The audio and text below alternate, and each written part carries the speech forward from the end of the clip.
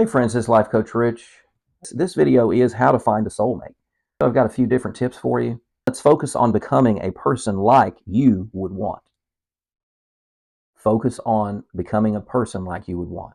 That's the first and best thing that I can tell you why. So if you're ladies, if you're like, oh, I really want somebody that's just totally honest with me, and then you're not honest, in your relationships, you have a problem with honesty. You want to try to fix that because then you can know what honesty is. You can appreciate it more. You're going to attract people that are honest instead of attracting people that are just looking out for themselves and trying to use you and then covering it up and lying and stuff. Another thing, I really want somebody that has, integrity. Integrity is doing the right thing when nobody's looking. So integrity, if you know that you don't have integrity, then become a person of integrity and you're going to attract people likewise that have integrity.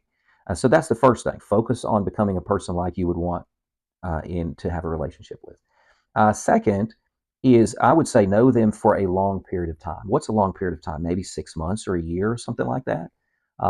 Before you become romantically involved, you can be dating, you can be holding hands or something. And I'm coming from a Christian worldview perspective, so just bear with me on that one. And real quick, I would suggest that you know them for a long period of time, 6 months, a year, before you become physically involved.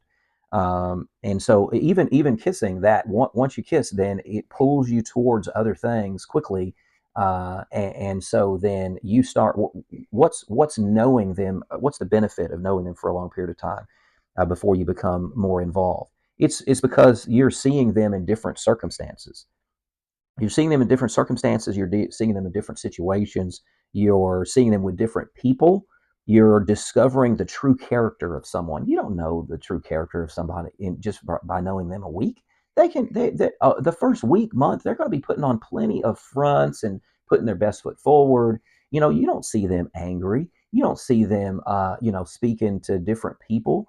When they interact, and so people that they don't want something from, that shows you your real character. That you need to see them talking to people they're just being nice to, and they don't really need anything from them. And then that's starting to reveal their true character when they make mess ups and stuff, and they mess up. Did they say, hey man, I'm sorry about that, I blew it, I'm sorry, would you please forgive me for that? So that's the benefit of seeing them for a long period of time and just a short period of time. So think about that. Where is another thing? The next thing is withholding physical intimacy until marriage. Wow. Okay, this is going overboard here. You're just really old. Yeah, I'm 54 to making this video, but I'll tell you about my story and my wife and stuff in another video. But yeah, you're just really old, and that is completely unreasonable in our culture today. Yeah, in our culture, in our worldly culture, it is just get what you can get, sleep with as many people as you can get, because people try to separate sex from the body, and it's not really that important and stuff. And yeah, that's all just a lie. That's all just a lie. It is very significant. It is very linked to your body. It is very important what you do with your body and with other people. So what I'm saying is try to withhold physical intimacy like sex until marriage. Why? What's the main reason? Just think about it with me. Just think about it real quick. Because you think less logically and more emotionally when you become physically involved. You think less logically.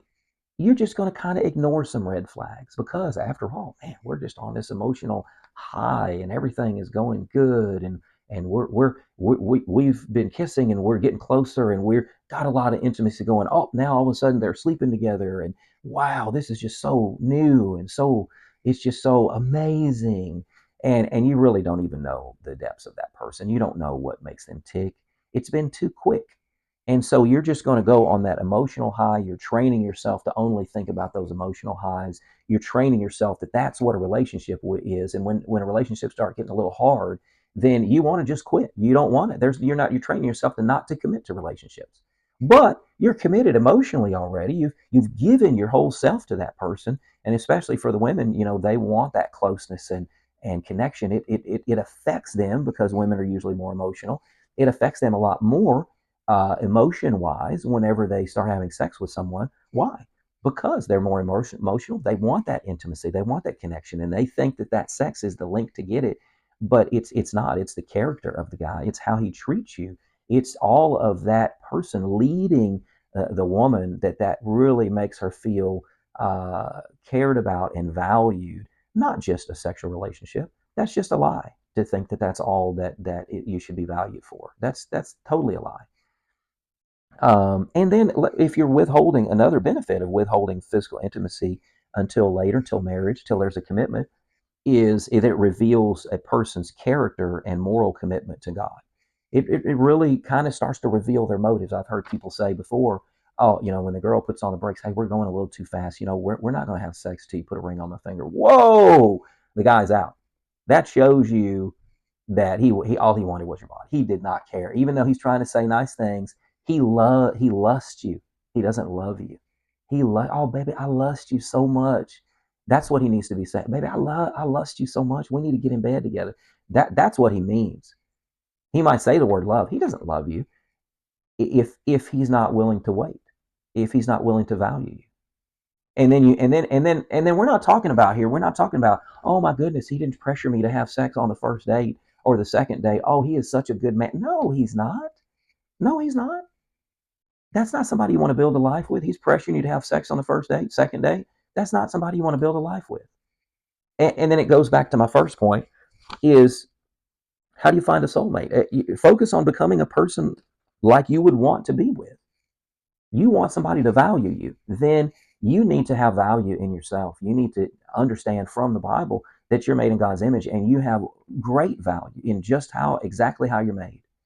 And so that value is respectful, and you demand respect from other people. And if somebody doesn't want to, if they think that you're useless because you don't want to just sleep with them right away, then that just only reveals that kind of person and their lack of character, their lack of morality. And don't let that be true of you, you know? So that's a message, especially for the ladies, as far as finding your soulmate, is that you're definitely worth waiting. You definitely want to value yourself. You want to communicate that you're valuable, and you that seeks after a guy that will communicate value to you by respecting you and your body. And they want a long term relationship. They don't want just something short term. And so it's definitely worth waiting for. Last tip: where's the best place to find a soulmate? It's not going to be a club or a bar. It's just not. Just live normal life. Just live normal life. In a club or a bar, people are. I heard that this one guy he would basically go to a bar, get a drink, look at find a girl he was interested in, and then no small talk, no nothing. He would just go up to him and go, "You wanna? You wanna get out of here?" The girl would say yes. They'd go home, sleep together, never see each other again.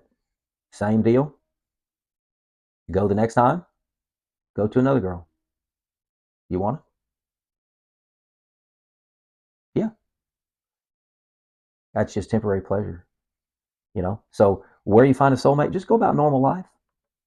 If you're of a Christian persuasion, then if you're following the God of the Bible, trying to honor God with your life, then I'll just tell you my story in another video. My wife, I was over in Germany, and God brought her all the way across the ocean so that I could meet her through a mutual friend. He brought her all the way over there so that we could meet, and then the rest is history. We've been married now. Well, we got married in 2000, so it's been 24 years at the making of this video. 24 great years. So thankful for her. And so anyway, you never know if you're following God. You just give those desires to God. There's a verse in the Bible that talks about that He'll give you the desires of your heart. But it talks about in that verse, it talks about the desires. Your your heart needs to be soft and pliable. It talks about that in the language there. In that verse, the desires, those are soft and pliable. Your heart needs to be soft and pliable to the Lord.